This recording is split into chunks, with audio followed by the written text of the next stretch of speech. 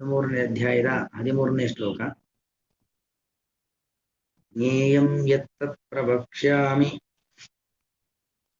ಜ್ಞಾತ್ವಾಮೃತಮಶ್ನುತೆ ಅನಾದಿಮತ್ಪರಂ ಬ್ರಹ್ಮ ನ ಸತ್ತನ್ನಾಸದುಚ್ಯತೆ. ಜ್ಞೇಯಂ ಯತ್ ತತ್ ಪ್ರವಕ್ಷ್ಯಾಮಿ ಯತ್ ಜ್ಞಾತ್ವಾ ಅಮೃತಂ ಅಶ್ನುತೆ ಅನಾದಿಮತ್ ಪರಂ ಬ್ರಹ್ಮ ನ ಸತ್ ತತ್ ನ ಅಸತ್ ಉಚ್ಯತೆ. ಈಗ ಸಚಯೋ ಯತ್ಪ್ರಭಾವ ತತ್ಸಮಾಸೇನ ಮೇ ಶೃಣು ಅಂತ ಕೃಷ್ಣ ಹೇಳಿದ್ದ. ಜ್ಞಾನಂ ಜ್ಞೇಯಂ, ಜ್ಞಾನ ಅಂದ್ರೆ ಏನು, ಜ್ಞೇಯ ಅಂದ್ರೆ ಯಾವುದು, ಅದೆಲ್ಲವನ್ನು ಒಳಗಡೆ ಸಾಮರ್ಥ್ಯ ಏನು. ಈಗ ಜ್ಞೇಯದ ಬಗ್ಗೆ ತಿಳ್ಕೊಳ್ಬೇಕಾದದ್ದು ಏನು ಅಂತ ಹೇಳ. ಇಷ್ಟೊತ್ತು ಹೇಳ್ಬಿಟ್ಟು ಏತತ್ ಜ್ಞಾನ ವಿಧಿ ಪ್ರೋಕ್ತಂ ಅಜ್ಞಾನಂ ಯದತೋನ್ಯತ ಅಂತ ಹೇಳೋ ಮೂಲಕವಾಗಿ ಜ್ಞಾನ ಅಂದ್ರೆ ಏನು ಅಂತ ಹೇಳ್ದ. ಜ್ಞೇಯ ಅಂದ್ರೆ ಏನು ಅಂತ ಹೇಳ್ತಿದ್ದಾನೆ. ಜ್ಞೇಯಂ ಯತ್ ಯತ್ ಜ್ಞೇಯಂ, ಜ್ಞೇಯ ಅಂದ್ರೆ ಜ್ಞಾತುಂ ಯೋಗ್ಯಂ ಜ್ಞೇಯಂ, ತಿಳಿಯಲು ಯೋಗ್ಯವಾದದ್ದು ಅಥವಾ ತಿಳಿಬೇಕಾದದ್ದು ಅಂತ ಅರ್ಥ. ಏನನ್ನ ತಿಳಿಬೇಕು ಅದರ ಬಗ್ಗೆ ಹೇಳ್ತೀನಿ, ಕೇಳಿಸ್ಕೋ. ಜ್ಞೇಯಂ ಯತು ತತ್ ಪ್ರವಕ್ಷ್ಯಾಮಿ, ತಿಳಿಯಲೇಬೇಕಾಗಿರತಕ್ಕಂಥ ವಿಚಾರಗಳು ಅಂತ ಒಂದಷ್ಟಿದೆ, ಅದರ ಬಗ್ಗೆ ಹೇಳ್ತೀನಿ ಕೇಳಿಸ್ಕೋ. ಅಲ್ಲ, ನಾವದು ತಿಳಿಯೋದು ನಮ್ಗೇನ್ ಪ್ರಯೋಜನ ಅಂದ್ರೆ ಯತ್ ಜ್ಞಾತ್ವ ಅಮೃತಮಶ್ನುತೆ, ನಾವು ಕೃಷ್ಣ ಹೇಳಿದ ಈ ಒಂದು ಜ್ಞೇಯ ಅದರ ಬಗ್ಗೆ ತಿಳ್ಕೊಳ್ಳೋದ್ರಿಂದ ನಮ್ಗೆ ಅಮೃತ, ಅಮೃತಂ ಅಶ್ನುತೆ, ಅಮೃತ ಅಂದ್ರೆ ಮೋಕ್ಷ, ಮೋಕ್ಷ ಸುಖವನ್ನ ಪಡೆಯುತ್ತಾನೆ. ಅಶ್ನುತೆ ಅಂದ್ರೆ ಅಶಭೋಜನೆ, ಮೋಕ್ಷ ಸುಖವನ್ನ ಪಡೆಯುತ್ತಾನೆ. ಅಂದ್ರೆ ಸಾವನ್ನ ಗೆಲ್ಲೋರು ಅಂತ. ಜ್ಞೇಯದ ಬಗ್ಗೆ ತಿಳಿಯುವುದರಿಂದ ಜ್ಞೇಯದ ತಿಳುವಳಿಕೆ, ಜ್ಞೇಯದ ತಿಳುವಳಿಕೆಯ ಫಲವೇನು ಅಂದ್ರೆ ಸಾವನ್ನ ಗೆಲ್ಲುವಂಥದ್ದೇ ಜ್ಞೇಯದ ಅರಿವಿನ ಫಲ. ಜ್ಞೇಯಂ ಯತ್ ಪ್ರವಕ್ಷ್ಯಾಮಿ ಯತ್ ಜ್ಞಾತ್ವಾ ಅಮೃತಮಶ್ನದೆ ಅಂದ್ರೆ ಪರಬ್ರಹ್ಮ. ಜ್ಞೇಯ ಅಂದ್ರೆ ಮುಖ್ಯವಾಗಿ ತಿಳಿಬೇಕಾಗಿರುತ್ತೆ ದೇವರ ಬಗ್ಗೆ. ದೇವರ ಬಗ್ಗೆ ತಿಳಿಯೋದ್ರಿಂದ ನಮ್ಗೆ ಏನ್ ಪ್ರಯೋಜನ ಅಂದ್ರೆ ಅಮೃತಂ ಅಶ್ನದೆ, ಮೋಕ್ಷ ಸುಖವನ್ನ ಪಡೆಯುತ್ತಾನೆ. ಮೋಕ್ಷ ಸುಖವನ್ನ ಪಡೆಯುತ್ತಾನೆ ಅಂದ್ರೆ ಹುಟ್ಟು ಸಾವುಗಳೆಂಬ ಸಂಸಾರದಿಂದ ಶಾಶ್ವತವಾಗಿ ಹೊರ ನಿಲ್ತಾನೆ, ಸಾವನ್ನ ಗೆಲ್ಲುತ್ತಾನೆ ಅಂತ ಅರ್ಥ. ಅನಾದಿಮತ್ ಪರಂ ಬ್ರಹ್ಮ ನ ಸತ್ ನ ತತ್ ನ ಅಸದುಚ್ಯತೆ. ಯಾವುದದು ಜ್ಞೇಯ ಅಂದ್ರೆ ಅನಾದಿಮತ್ ಪರಂ ಬ್ರಹ್ಮ, ಅನಾದಿಯಾದ ಅಂದ್ರೇನು, ಹುಟ್ಟು ಸಾವುಗಳಿಲ್ಲದ ಯಾವಾಗಲೂ ಇರುವಂತದ್ದ, ಯಾವ ಸೃಷ್ಟಿ ಸ್ಥಿತಿ ಲಯವನ್ನ ನಡೆಸುವವನು ಮತ್ತು ಸೃಷ್ಟಿ ಸ್ಥಿತಿ ಲಯಕ್ಕೆ ತನ್ನನ್ನ ತಾನು ತೊಡಗಿಸಿಕೊಳ್ಳದವನು. ಅದರ ಅರ್ಥ ಏನು, ಅದರೊಳಗಡೆ ಸಿಕ್ಕಾಕೊಂಡಿಲ್ಲ ಅಂತವನೇ ಭಗವಂತ ಬ್ರಹ್ಮ. ಬರೀ ಬ್ರಹ್ಮ ಅಲ್ಲ, ಪರಂ ಬ್ರಹ್ಮ, ಸರ್ವೋತ್ತಮನಾಗಿರತಕ್ಕಂಥ ಗುಣಪರಿಪೂರ್ಣನಾಗಿರತಕ್ಕಂಥ ವಿಷ್ಣುವೇ ಜ್ಞೇಯ. ಅವನು ನ ಸತ್ ನ ಅಸತ್, ಸತ್ತು ಅಲ್ಲ ಅಸತ್ತು ಅಲ್ಲ ಅಂತ ಅನೇಕ ಅರ್ಥಗಳನ್ನು ಹೇಳ್ಬೋದು. ಸತ್ತು ಅಲ್ಲ ಅಸತ್ತು ಅಲ್ಲ ಅಂತ ಹೇಳಿದ್ರೆ, ಒಂದು ನಮ್ಮ ಜಗತ್ತಿನಲ್ಲಿರುವಂಥದ್ದು ಕಣ್ಣಿಗೆ ಕಾಣುವಂಥದ್ದು. ಉದಾಹರಣೆಗೆ ಮಣ್ಣು, ನೀರು, ಬೆಂಕಿ ಕಣ್ಣಿಗೆ ಕಾಣುತ್ತೆ ಅಲ್ವಾ. ಭೂಮಿಯನ್ನು ನೋಡ್ತೀವಿ, ನೀರನ್ನು ನೋಡ್ತೀವಿ, ಬೆಂಕಿಯನ್ನು ನೋಡ್ತೀವಿ, ಇಂದ್ರಿಯ ಗೋಚರವಾದದ್ದು. ಇದಕ್ಕೆ ಸತ್ ಅಂತ ಕರೆಯುವಂಥದ್ದು. ಇದು ಭಗವಂತ ಅಲ್ಲ, ಅಂದ್ರೆ ಇದಕ್ಕೆ ಮಿಗಿಲಾದವನು ಅಂತ ಅರ್ಥ. ಅಸತ್ ಅಂದ್ರೆ ಕಣ್ಣಿಗೆ ಕಾಣದಂತಹ ಗಾಳಿ, ಆಕಾಶ ಅಲ್ವಾ. ಆಕಾಶ ಯಾವ ಬಣ್ಣ ಇದೆ, ಕಣ್ಣಿಗೆ ಕಾಣತ್ತೆ ಅಂದ್ರೆ ಅದ್ರ ಬಣ್ಣ ನಾವು ಹೇಳಬೇಕು. ಯಾವುದು ಕಣ್ಣಿಗೆ ಕಾಣತ್ತೋ ಅದ್ರ ಬಣ್ಣ ಹೇಳಲಿಕ್ಕೆ ಬರಬೇಕು. ಆಕಾಶದ ಬಣ್ಣ ಯಾವುದು, ಗಾಳಿಯ ಬಣ್ಣ ಯಾವುದು ಹೇಳಲಿಕ್ಕೆ ಬರೋದಿಲ್ಲ, ಆಗ ಕಣ್ಣಿಗೆ ಕಾಣೋದಿಲ್ಲ. ಹಾಗಾಗಿ ಇಂದ್ರಿಯ ಗೋಚರವಲ್ಲದ, ಕಣ್ಣಿಗೆ ಕಾಣದ ಆಕಾಶ ಮತ್ತು ಗಾಳಿ ಅಂತೇನಿದೆ ಅದು ಅಲ್ಲ, ಅದಕ್ಕಿಂತಲೂ ಮಿಗಿಲಾಗಿರ್ತಕ್ಕಂಥವನು ಭಗವಂತ. ಅಥವಾ ಸತ್ ಅಸತ್, ಸತ್ ಅಂದ್ರೆ ಕಾರ್ಯ, ಅಸತ್ ಅಂದ್ರೆ ಕಾರಣ.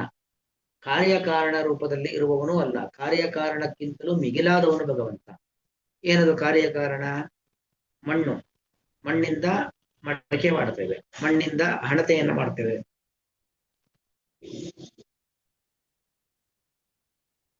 ಮಣ್ಣು ಕಾರಣ, ಹಣತೆ ಕಾರ್ಯ. ಹತ್ತಿಯಿಂದ ಬಟ್ಟೆಯನ್ನು ಮಾಡ್ತೇವೆ, ಹತ್ತಿ ಕಾರಣ, ಬಟ್ಟೆ ಕಾರ್ಯ. ಮರದಿಂದ ರಥವನ್ನ ಮಾಡ್ತೇವೆ, ಮರ ಕಾರಣ, ರಥ ಕಾರ್ಯ. ಹೀಗೆ ಕಾರಣ ಕಾರ್ಯ ರೂಪದಲ್ಲಿ ಇರುವವನು ಅಲ್ಲ ಭಗವಂತ. ಅಲ್ಲಿಗೆ ಜ್ಞೇಯ ಅಂದ್ರೆ ಯಾವುದು ಅಂದ್ರೆ ಭಗವಂತನೇ ಜ್ಞೇಯ. ಯಾವುದನ್ನು ನಾವು ಶಬ್ದದ ಮೂಲಕವಾಗಿ ಹೇಳಿ ಮುಗಿಸ್ಲಿಕ್ಕಾಗಲ್ಲ, ಕಣ್ಣಿನಿಂದ ನೋಡಿ ತಿಳಿಲಿಕ್ಕೆ ಆಗೋದಿಲ್ಲ, ಕಿವಿಯಿಂದ ಕೇಳಿ ತಿಳ್ಕೊಳ್ಳಿಕ್ ಆಗೋದಿಲ್ಲ. ಅವನು ಭಗವಂತ ನೋಡಿದ್ರ ಒಟ್ಟು ಅಭಿಪ್ರಾಯ. ಹಾಗಾಗಿ ಅವನು ಅನಾದಿಯಾದವನು, ಹುಟ್ಟು ಸಾವುಗಳ ಒಂದು ಬಂಧನಕ್ಕೆ ಸಿಕ್ಕಾಕೊಳ್ಳುವನಲ್ಲ, ಮತ್ತು ಇಡೀ ಜಗತ್ತಿಗೆ ಹುಟ್ಟು ಸಾವುಗಳನ್ನ ಕೊಡುವವನು. ಪಂಚಭೂತಗಳ ನಿಯಾಮಕ ಹೊರತು ಪಂಚಭೂತಗಳ ಒಂದು ಸಂಪರ್ಕ ಅವನಿಗಿಲ್ಲ. ಅವನು ಜ್ಞಾನರೂಪನಾಗಿರ್ತಕ್ಕಂಥವನು, ಸದ್ಗುಣ ಪರಿಪೂರ್ಣನಾದವನು ಭಗವಂತ, ಎಲ್ಲರನ್ನೂ ರಕ್ಷಣೆ ಮಾಡುವವನು ಭಗವಂತ. ಅವನು ಪರಂಬ್ರಹ್ಮ, ಎಲ್ಲರಿಗಿಂತಲೂ ಹಿರಿಯಾದ ಒಂದು ತತ್ವ, ಒಂದು ವಸ್ತು ಅಂದ್ರೆ ಅದು ಭಗವಂತ. ಭಗವಂತನಿಗಿಂತಲೂ ಮಿಗಿಲಾದದ್ದು ಹಿರಿಯದಾದದ್ದು ಅಂತ ಯಾವುದೂ ಕೂಡ ಇಲ್ಲ. ಈ ಅಭಿಪ್ರಾಯದಲ್ಲಿ ಜ್ಞೇಯವನ್ನ ಭಗವಂತ ತಿಳಿಸ್ಕೊಡ್ತಿದ್ದಾನೆ. ಅಂತ ಜ್ಞೇಯದ ಬಗ್ಗೆ ತಿಳಿಸ್ಕೊಡ್ತೀನಿ ನಿನಗೆ. ಇಂತಹ ಜ್ಞೇಯವನ್ನ ತಿಳಿಯುವುದರಿಂದಾಗಿ ನಿನಗೆ ಅನುಗ್ರಹವಾಗುತ್ತದೆ. ಎಂತಹ ಅನುಗ್ರಹ? ಸಾವನ್ನ ಗೆಲ್ಲುತ್ತೀಯ, ಮೋಕ್ಷವನ್ನ ಪಡೆಯುತ್ತೀಯ. ಆ ಜ್ಞೇಯ ಎಂಬುವುದು ಕಾರಣವೂ ಅಲ್ಲ, ಕಾರ್ಯವೂ ಅಲ್ಲ, ಅಥವಾ ಇಂದ್ರಿಯ ಗೋಚರವಾದ ವಸ್ತುವೂ ಅಲ್ಲ, ಇಂದ್ರಿಯ ಗೋಚರವಲ್ಲದ ಸೂಕ್ಷ್ಮ ವಸ್ತುಗಳು ಕೂಡ ಅಲ್ಲ. ಹೀಗೆ ಭೌತಿಕ ಮತ್ತು ಅಭೌತಿಕ ವಸ್ತುಗಳಿಗೆಲ್ಲದಕ್ಕಿಂತಲೂ ಕೂಡ ಮಿಗಿಲಾದವನು ಭಗವಂತ. ಭಗವಂತ ಲೋಕ ವಿಲಕ್ಷಣ. ನಾವು ಲೋಕದ ಅಂದ್ರೆ ಜಗತ್ತಿನಲ್ಲಿ ಕಾಣುವಂತ ಯಾವುದೇ ಒಂದು ವಸ್ತುವನ್ನು, ಯಾವುದೇ ಒಂದು ವ್ಯಕ್ತಿಯನ್ನು ಇದರಂತೆ ದೇವರು ಅಂತ ಹೇಳಲಿಕ್ಕೆ ಬರೋದಿಲ್ಲ. ಇದೆಲ್ಲದಕ್ಕಿಂತಲೂ ಕೂಡ ಮಿಗಿಲಾದವನು ಭಗವಂತ ಅನ್ನೋದು ಇದರ ಒಟ್ಟ ಅಭಿಪ್ರಾಯ. ಯತ್ ಜ್ಞೇಯಂ, ಯತ್ ಯಾವುದು ಜ್ಞೇಯಂ ತಿಳಿಯಲು ಯೋಗ್ಯವಾದದ್ದು, ತತ್ ಅದನ್ನು ನಾನು ನಿನಗೆ ಪ್ರವಕ್ಷ್ಯಾಮಿ ಹೇಳುತ್ತೇನೆ. ಯತ್ ಜ್ಞಾತ್ವ ಯಾವ ಜ್ಞೇಯವನ್ನ ತಿಳಿಯುವುದರಿಂದಾಗಿ ಅಮೃತ ಅಶ್ನುತೆ, ಅಮೃತ ಅಂದ್ರೆ ಮೋಕ್ಷವನ್ನು, ಅಶ್ವದ ಮೋಕ್ಷ ಸುಖವನ್ನು ಪಡೆಯುತ್ತಾನೆ, ಹುಟ್ಟು ಸಾವುಗಳನ್ನ ಗೆಲ್ಲುತ್ತಾನೆ, ಹುಟ್ಟು ಸಾವುಗಳೆಂಬ ಸಂಸಾರದಿಂದ ಹೊರಗೆ ಬರುತ್ತಾನೆ. ತತ್ ಅದು ಅಂತಹ ಜ್ಞೇಯು ಪರಂಬ್ರಹ್ಮ, ಪರಬ್ರಹ್ಮನೇ ಜ್ಞೇಯ. ಅನಾದಿಮತು, ಅನಾದಿ ಕಾಲದಿಂದಲೂ ಇರುವಂತದ್ದು, ಇವತ್ತು ನೆನ್ನೆಯಿಂದಲ್ಲ. ಭಗವಂತ ಎಂಬುವವನು ಅನಾದಿಮತು, ಆದಿಯೂ ಇಲ್ಲ ಅಂತ್ಯವೂ ಇಲ್ಲ, ಆದಿ ಅಂತ್ಯಗಳು ಇಲ್ಲದೆ ಇರತಕ್ಕಂಥವನು ಅಂತ ಅರ್ಥ.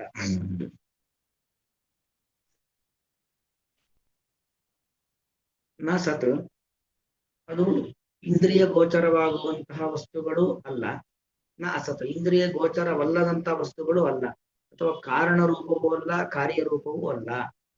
ಹೀಗೆ ಇದೆಲ್ಲದಕ್ಕಿಂತಲೂ ಕೂಡ ಇತಿ ಉಚ್ಯತೆ, ಈ ರೀತಿಯಲ್ಲಿ ಆ ಜ್ಞೇಯದ ಬಗ್ಗೆ ಹೇಳಲ್ಪಡುತ್ತದೆ. ಶಾಸ್ತ್ರ ಜ್ಞೇಯವನ್ನ ಈ ರೀತಿಯಲ್ಲಿ ನಿರೂಪಣೆ ಮಾಡ್ತಾ ಇದೆ. ಅಂದ್ರೆ ಭಗವಂತ ಅಂದ್ರೆ ಲೋಕ ವಿಲಕ್ಷಣ. ಜ್ಞೇಯ ಅಂದ್ರೆ ಈಗ ನೋಡಿ, ಜ್ಞಾನವನ್ನ ಪಡೆದು ಏನಂತ ತಿಳಿಬೇಕು? ಜ್ಞಾನವನ್ನ ಹೇಳ 20 ಅಂಶಗಳನ್ನ ಜ್ಞಾನದ ಬಗ್ಗೆ ಹೇಳಿದ ಕೃಷ್ಣ. ಅದರಿಂದ ನಾವು ಯಾರನ್ನು ತಿಳಿಬೇಕು? ದೇವರನ್ನು ತಿಳಿಬೇಕು. ದೇವರನ್ನ ತಿಳಿಯುವುದರಿಂದ ಏನು ಪ್ರಯೋಜನ ಅಂದ್ರೆ, ದೇವರನ್ನ ತಿಳಿಯುವುದರಿಂದ ನಮಗೆ ಮೋಕ್ಷ ಸಿಗುತ್ತೆ. ಮತ್ತು ಆ ದೇವರು ಅಂದ್ರೆ ಹೇಗಿದ್ದಾನೆ ಅಂದ್ರೆ, ಅವನು ಯಾವ ಲೌಕಿಕ ದೃಷ್ಟಾಂತಕ್ಕೂ ಸಿಗುವವನಲ್ಲ ಭಗವಂತ ಅನ್ನೋದು ಒಟ್ಟು ಅಭಿಪ್ರಾಯ. ಏಯಂ ಯತ್ತತ್ ಪ್ರವಕ್ಷ್ಯಾಮಿ ಜ್ಞಾತ್ವಾ ಮೃತಮಶ್ನುತೆ ಅನಾದಿಮತ್ ಪರಂ ಬ್ರಹ್ಮ ನ ಸತ್ತನ್ನಾಸದುಚ್ಯತೆ. ಕೃಷ್ಣಾರ್ಪಣಮಸ್ತು.